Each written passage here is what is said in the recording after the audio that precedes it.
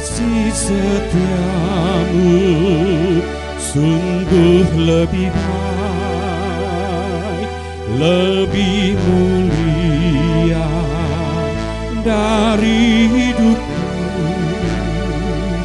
Maka bibirku megahkan di Kau, kasih setiamu sungguh lebih baik.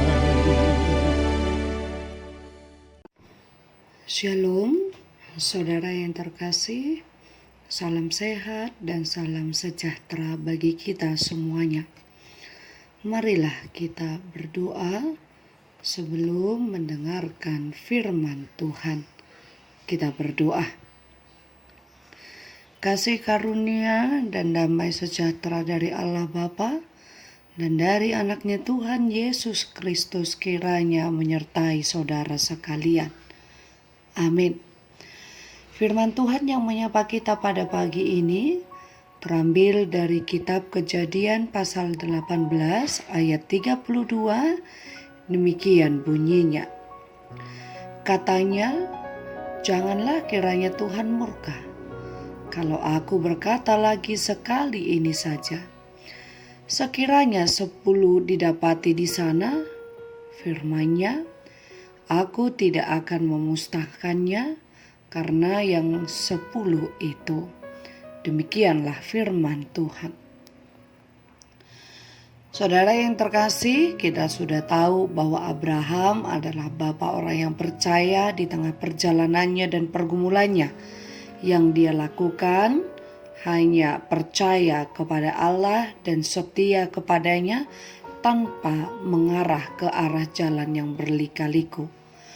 Khusus di pasal 18 ini menerangkan kepada kita bagaimana persekutuan Abraham dengan Allah yang semakin intim, di mana dia benar-benar menunjukkan bahwa dia adalah sahabat Allah.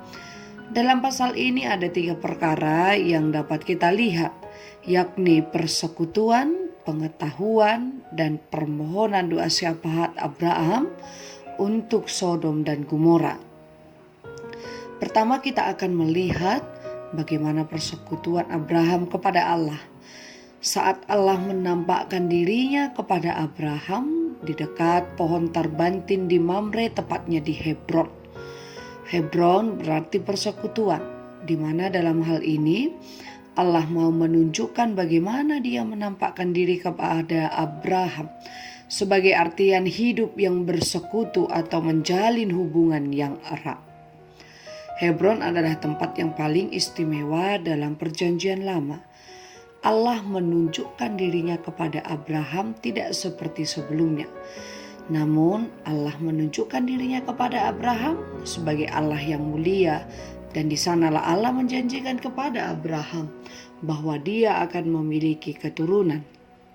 Kedua, yaitu pengetahuan. Persekutuan manusia dengan Allah akan menimbulkan pengetahuan. Pengetahuan yang dimaksud tidak hanya pengetahuan secara umum maupun alkitabiah saja, namun pengetahuan akan kehendak Allah itu sendiri. Mulanya bersekutu dan pada akhirnya tahu akan kehendak Allah, dan ini adalah sikap sebagai sahabat Allah. Khususnya di dalam ayat 32 ini, Allah sendiri sebagai yang Maha Agung, Maha Kuasa berpikir, apakah rencananya hendak membinasakan Sodom dan Gomora harus ia sembunyikan dari Abraham? Hal ini dapat kita lihat pada ayat 17. Sebagai sahabat, maka Allah memberitahukan rencananya kepada Abraham. Kehendak Allah tersebut hanya diberitahukan kepada orang yang berjalan dengan Allah. Oleh karena itu, betapa berharganya hidup kita kalau berjalan dengan Allah dan bisa mengenal Allah. Sesudah Allah memberitahukan hal tersebut kepada Abraham, maka aksi Abraham adalah dia langsung memanjatkan doa syafaatnya kepada Allah. Dan inilah yang ketiga. Munculnya keinginan Abraham ingin memanjatkan doa syafaatnya kepada Allah adalah tidak terlepas karena persekutuan dan pengetahuannya akan Allah. Doa yang menceritakan atau doa yang diceritakan dalam pasal ini adalah doa yang menggambarkan kedekatan Abraham yang benar-benar mengenal Allah, dan dia tahu bahwa Allah adalah Allah yang simpati dan peduli. Di dalam doa Abraham, dia seolah sedang memberikan negosiasi kepada Allah agar Sodom dan Gomora tidak dibinasakan. Kita sudah tahu berulang kali Abraham menawarkan, jika ada 50 orang, jika ada 45 orang, jika ada 40 orang, jika ada 30 orang, 20 orang, dan 10 orang, janganlah engkau membinasakan Sodom dan Gomora ya Allah. Doa yang dipanjatkan oleh Abraham bukanlah supaya untuk dituruti secara paksa oleh Allah, namun untuk menyatakan hati Allah. Doa yang mengenal hati Allah bukanlah untuk mengubah kehendak Allah, melainkan menyatakan kehendak Allah. Dengan renungan ini kita diajak untuk meyakini bahwa Tuhan senantiasa mendengarkan doa umat yang benar-benar memanjatkan doanya dengan tulus dan percaya kepadanya, seperti seorang Abraham, bapa orang percaya.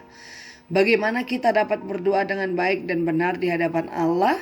Yaitu dengan bersekutulah dengan Dia dan milikilah pengetahuan yang hanya tertuju kepada Allah.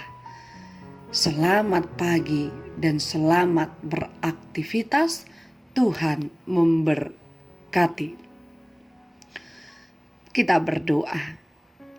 Bapa kami yang di sorga, setiap hari, setiap waktu, sebagai umat orang Kristen, kami tahu bahwa nafas kehidupan kami adalah dengan berdoa menyerahkan segalanya kepadamu. Biarlah segala doa-doa yang telah kami panjatkan kepadamu berkenan di hadapanmu dan sesuai dengan kehendak-Mu. Ajari kami berdoa dengan penuh hikmat. Segala kegiatan kami sepanjang hari ini kami serahkan kepadamu. Kiranya Engkaulah yang membimbing kami, mengajari kami agar kami tidak salah langkah. Demikian juga untuk setiap saudara kami yang tertindas, yang berada dalam kemiskinan. Tataplah mereka dengan penuh belas kasih daripada Tuhan. Juga untuk jemaat-Mu dimanapun mereka berada, khususnya di HKBP Jati Asih.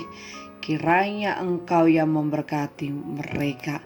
Di dalam nama Tuhan kami, Yesus Kristus, kami berdoa dan mengucap syukur kepadamu. Amin.